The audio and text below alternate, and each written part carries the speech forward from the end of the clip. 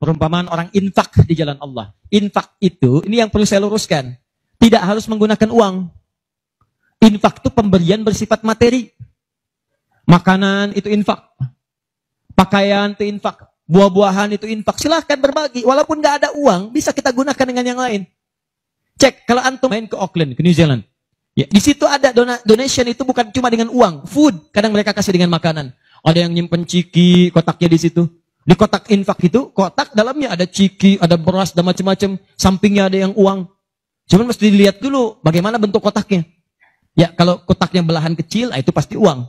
Bukan beras. Oh, ini beras nih. Dibuka dulu karungnya, diginikan. Tidak, bukan. Silakan bebas.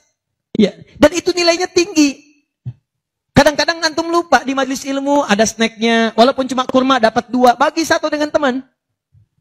Air misalnya tidak harus semua oleh antum. Begitu antum bagi, langsung dituliskan 700 kali lipat paling minimal. Demi Allah saya katakan, paling minimal 700 kali lipat. Makanya zaman Nabi, itu ada satu keluarga yang berlomba tuh mendekatkan diri pada infak, walaupun dirinya kekurangan. Agak aneh tuh cara berpikirnya. Ya, jadi kalau dibandingkan manusia sekarang, nggak dapat. Saya mau tanya begini, antum di rumah, persediaan, antum punya anak 2. Antum dengan istri, 1 suami, 1 istri, 2 anak. Di rumah ada persediaan makanan untuk 2 anak antum saja. Antum aja nggak makan malam itu, cuma ada anak 2. Untuk mereka, kalau nggak makan, mereka bisa nahan lapar semalaman. Tiba-tiba, antum ditawarkan oleh seseorang, ada tamu nih, mau nggak dijamu di rumah? Bisa nggak? Pertanyaan saya, kalau ada orang yang datang seperti itu ke tempat antum, Mas, ini ada tamu, saya nggak bisa jamu. Bisa nggak antum jamu? Di rumah antum cuma ada makanan untuk anak-anak, antum pun nggak bisa makan. Pertanyaan saya, dijamu nggak teman itu?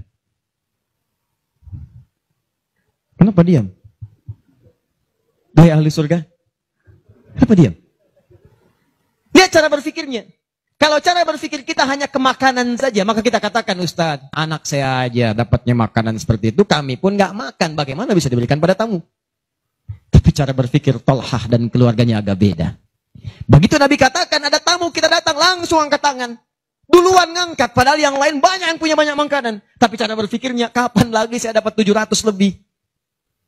Kapan lagi saya dapat? Diangkat langsung tangannya. Ya Rasulullah saya. Sebelum yang lain ngangkat, angkat tangannya.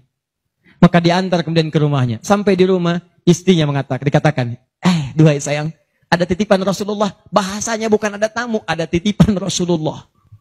Allahu Akbar. Ada titipan Rasulullah.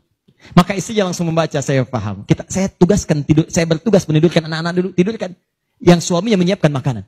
Begitu sudah jadi kata suaminya kepada tamu tadi, Anda silahkan makan di sini, saya temani dulu istri saya. Gak enak rasanya, meninggalkan sendirian. Begitu temannya makan, dia berpura-pura makan di bilik yang lain. Membunyikan bunyi-bunyi seakan-akan makan.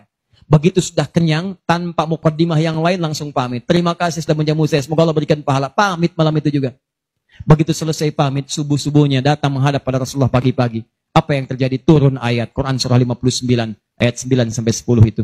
Walladzina tabawwa'ud dar, sampai ke kalimat wa yu'thiruna ala anfusihim walau kana bihim khasasah. Tuh cara berpikirnya. Jadi kalau antum melihat peluang seperti ini, enak teman-teman sekalian, banyak sekali. Tidak harus uang, pakaian, makanan macam-macam. Jadi kalau antum beli buah tuh, antum beli 5, di rumah ada 3 orang, berarti antum mesti sadar Allah titipkan yang 2 lagi untuk peluang infak antum. Bukan untuk antum habiskan semua.